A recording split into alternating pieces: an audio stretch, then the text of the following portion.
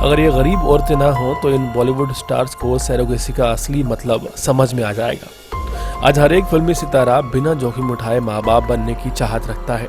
करण जौहर हो, शाहरुख खान हो, आमिर खान हो या हाल ही में सैरोगेसी से माँ बनी अभिनेत्री प्रियंका चोपड़ा हो, ये सभी इस बात का सबूत है।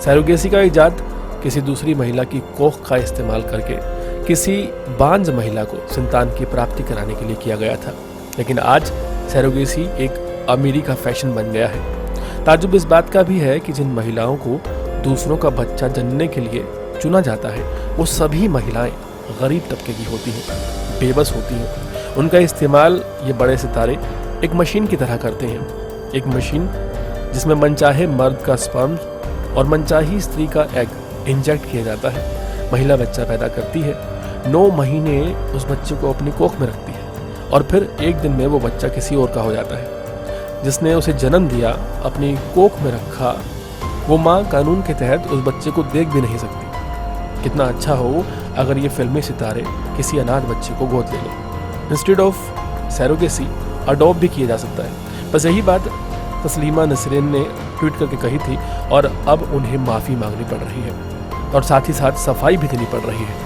अपने ट्वीट में तस्लीमा नसरीन ने लिखा, Surrogacy is possible because there are poor women. Rich people always want the existence of poverty on the society from their own interests. If you badly need to raise a child, adopt a homeless one. Children must inherit your traits. It is just a selfish ego. एक tweet में उन्होंने कहा कि अमीर तबका समाज में गरीबी को बनाए रखना चाहता है। अगर आप इतने ही उत्सुक हैं तो किसी बच्चे को गोद ले लें और उसे पालें। गुण तो बच्चों को विरासत में मिलने चाहिए।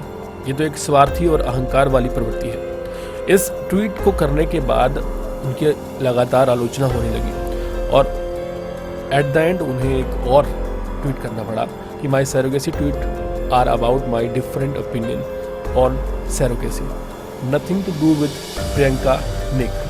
I love the couple.